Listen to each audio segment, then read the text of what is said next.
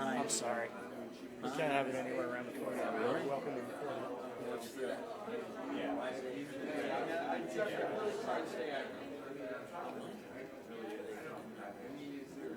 I don't know.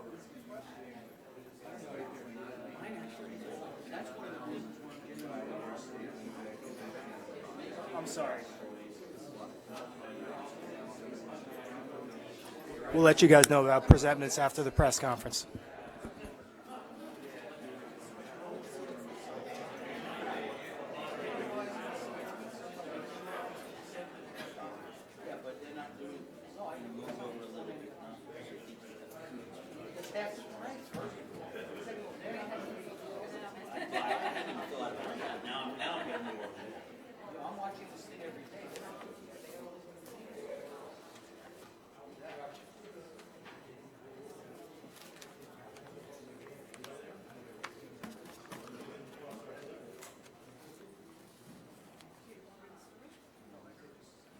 Hey, Willie, did you make it over for exercise?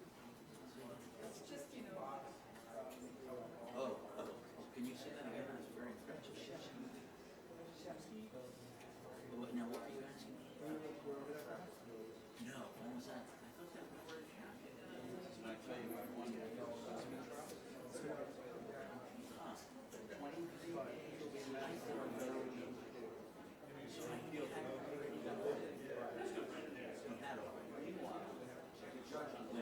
It's like before today.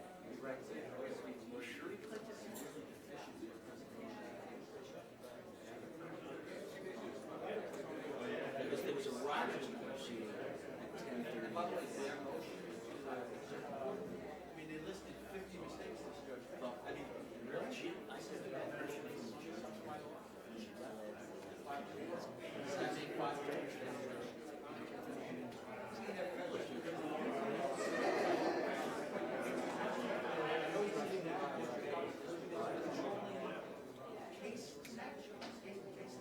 You know what? I think it was unsealed what you said, and now I think you guys are he's got things wrong. He's got things wrong.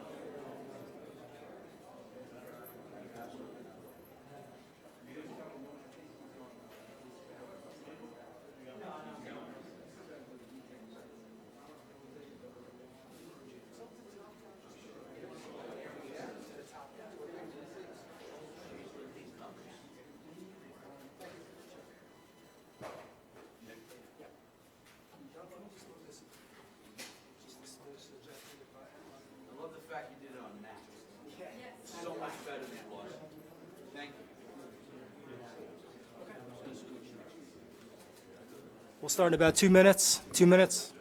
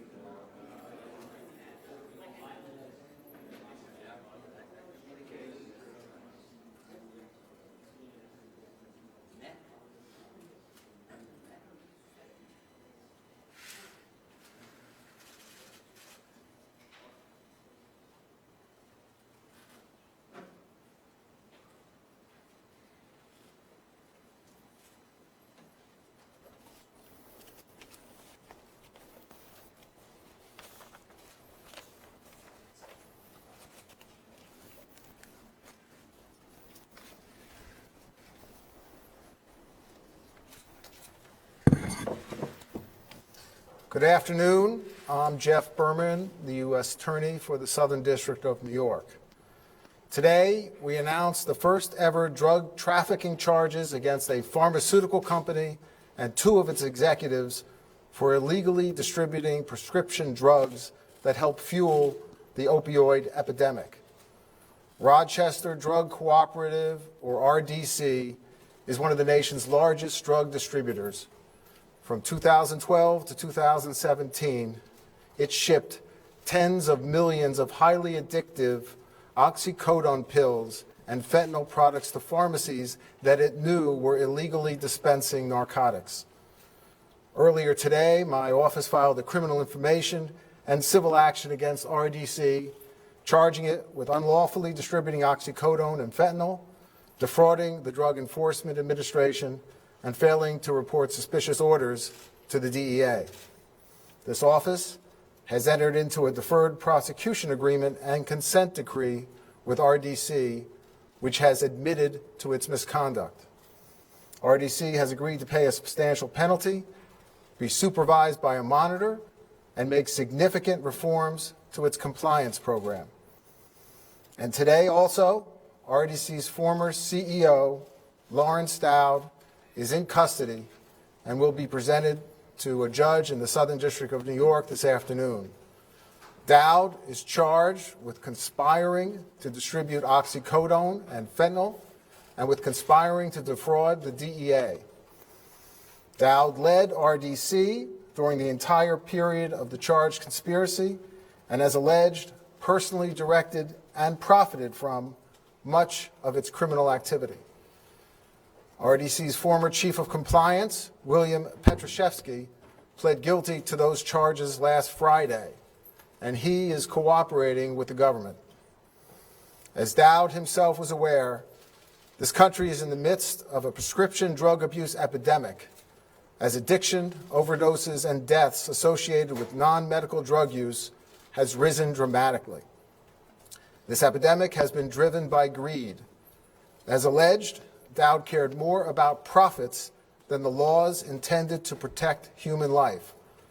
Dowd directed RDC to sell oxycodone and fentanyl to pharmacies that he knew were illegally dispensing them.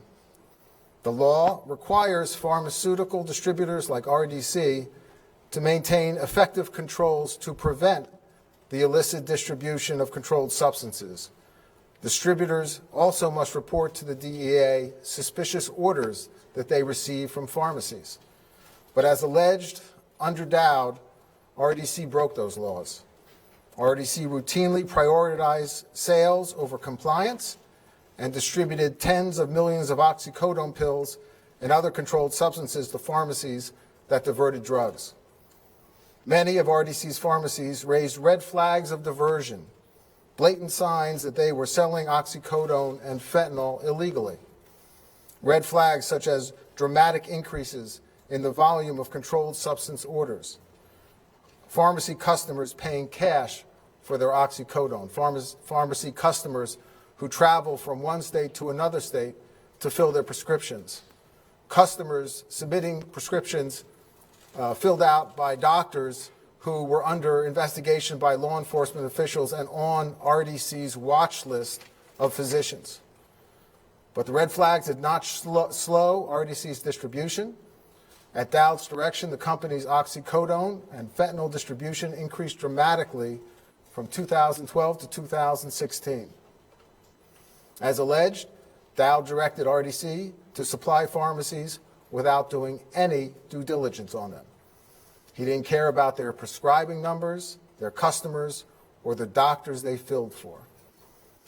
RDC was, in Dowd's own words, the knight in shining armor for pharmacies that had been cut off by other distributors. How did they get away with this? By lying to the DEA.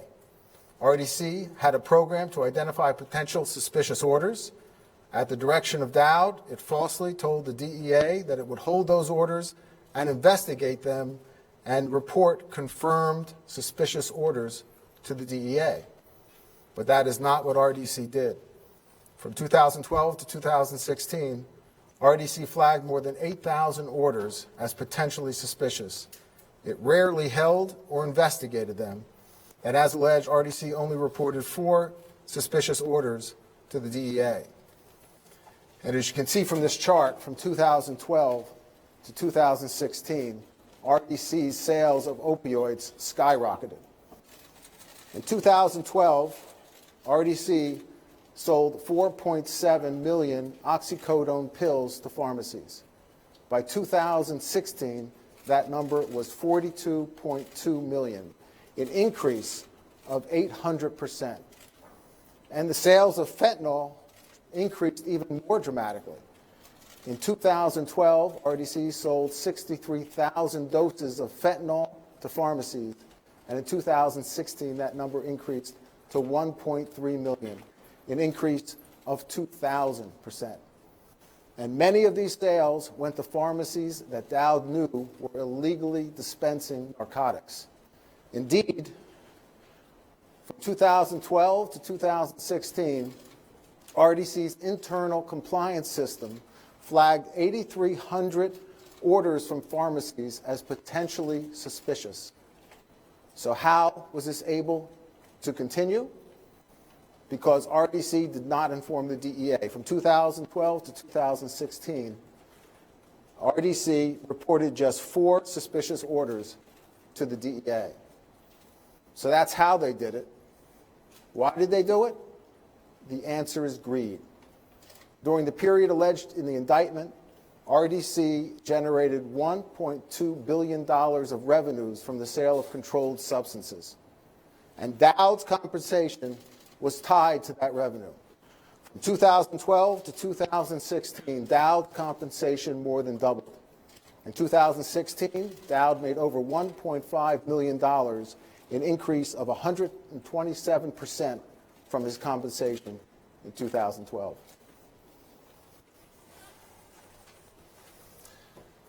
Cases of this type and significant require close collaboration and coordination with our law enforcement partners. To my left, I am joined today by our partner in this and so many of our important narcotics cases, Ray Donovan, who is the special agent in charge of the DEA's New York field office, and Greg Finning, the assistant special agent in charge. This is a first-of-its-kind prosecution for the DEA, and I want to thank Ray and his team for their great work and assistance in this investigation. The investigation was launched by the Civil Division of our office, which has taken a leadership role in enforcing pharmaceutical companies' compliance with the Controlled Substance Act. The Civil Division was instrumental in securing the financial penalties and compliance reforms to which RDC has agreed. And to my right, I want to acknowledge Jeffrey Powell, one of the AUSAs handling the civil case and the settlement with RDC. I also want to acknowledge and thank the prosecutors handling the criminal cases against RDC and its executives.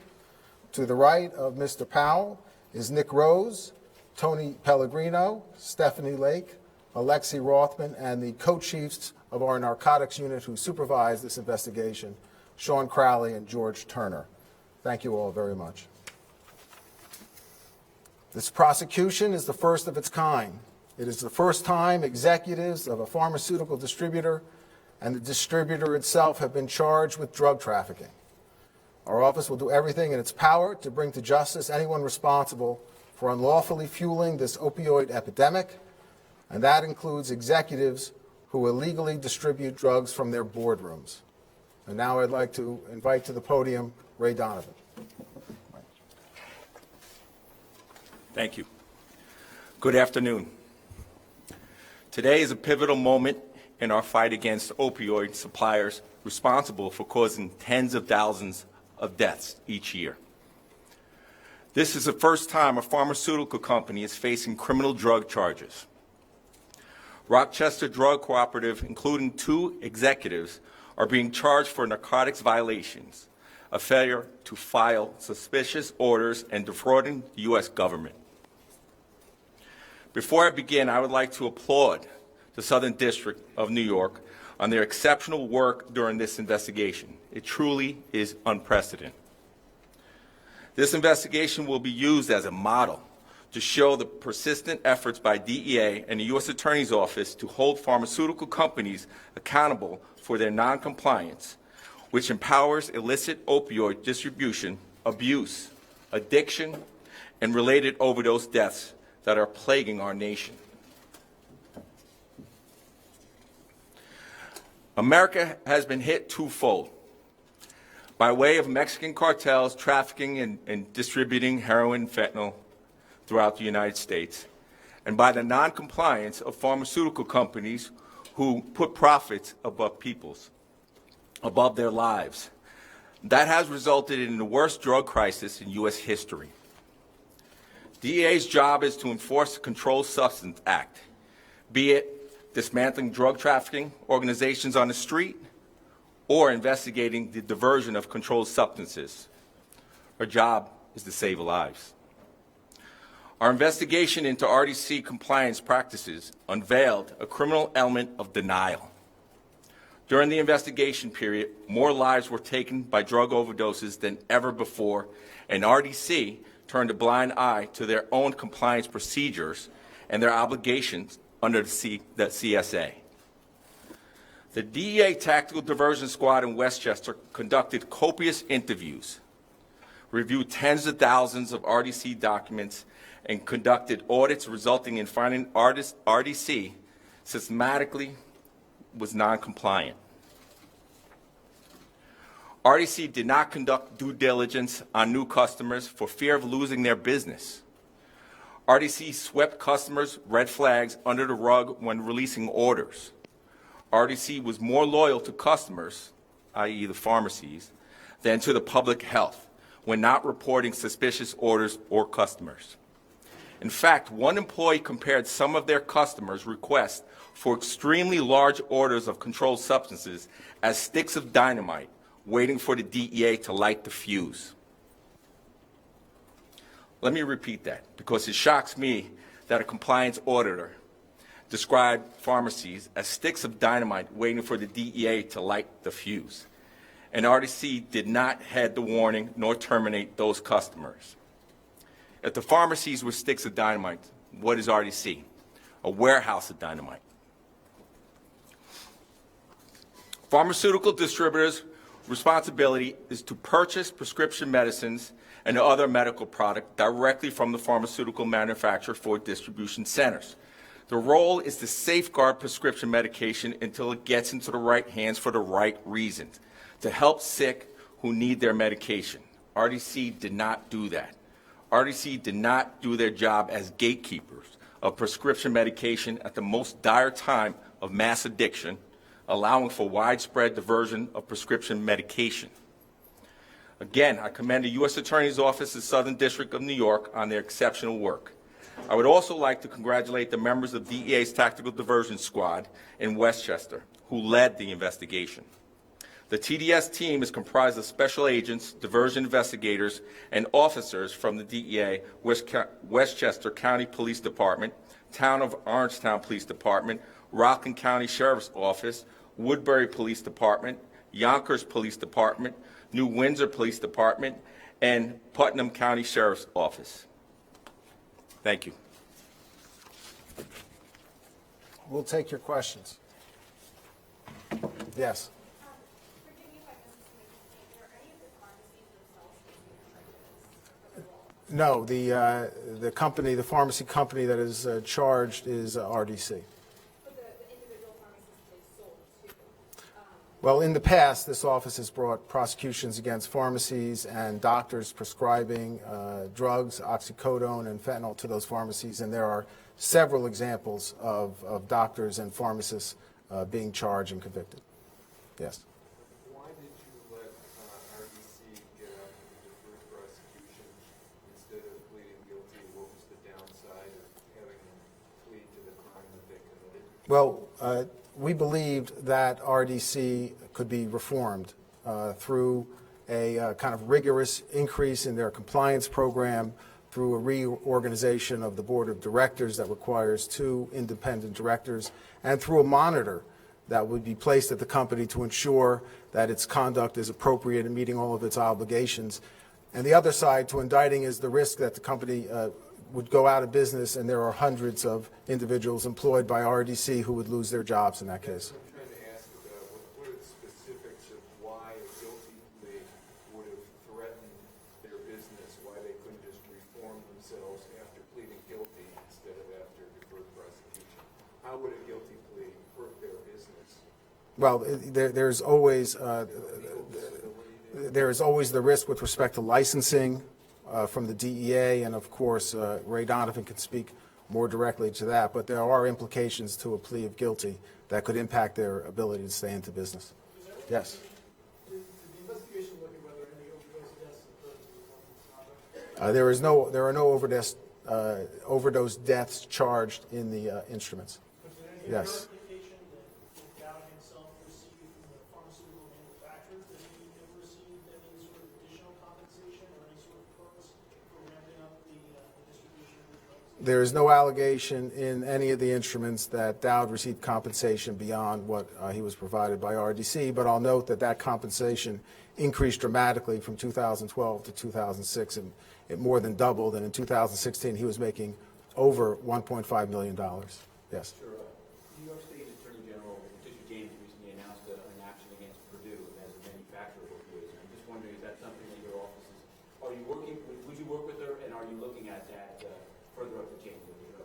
Well, I'm focusing these comments today on just RDC and Dowd. Yes. Is the cooperating witness looking into the industry break law, kind of dovetailing off that question? Is this a broader investigation into Purdue and other companies? I can't comment on that. Yes. I see that the percentage of oxycodone pills that were distributed went up 800% and fentanyl 2,000%. Has that compared to other distributors? Because I'm assuming that the number of pills has gone up over time, especially as the opioid crisis has continued to ravage. So why is this different or better or worse than other? DOJ guidelines prohibit me from going beyond the charging instruments in this, but maybe Ray Donovan can shed some light on that. What was your question? Yeah, I just wanted to get a better sense of, like how much worse this one distributor is compared to other distributors in terms of its role in the opioid crisis. Well, it's one of the top 10 distributors, right? So in the nation. What I'd say about that is what we realized through the course of our investigation is that many of the pharmacies that were illicit or complicit in the matter would be cut off by other distributors, and they would go towards RDC, where RDC would then very happily start providing opioids to them. Do you know, like, what threshold or what level that would be that we were seeing such an increase here? No, we don't have those metrics. Do the drug manufacturers themselves have any responsibility to report the fact that they were being requested more drugs by RDC?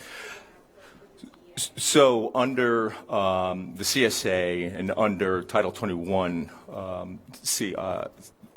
regulations 1301.74, they do have an obligation to report to DEA any suspicious activity or suspicious orders as it relates to any pharmacy. Right, including manufacturers. They also have an obligation. It's the same law that dictates for distributors, manufacturers, and pharmacies and prescribers. Mr. Dowd, this maybe from he's going to be presented. He's 75. Have you agreed to some kind of a bail package with him, or are you going to be able to? We haven't agreed to a bail package with his attorneys. The answer is no. I'll note that the charges with which he's, charged, the conspiracy to distribute oxycodone and fentanyl carry a 10-year mandatory minimum sentence. Last question. How much money was voted here? Was there a whistleblower, or was it just a matter of the numbers that stood out? This actually stems from an early investigation our office conducted in 2015 in RDC, and these charges, both on the criminal side and the civil side, are resulting from that investigation. Thank you.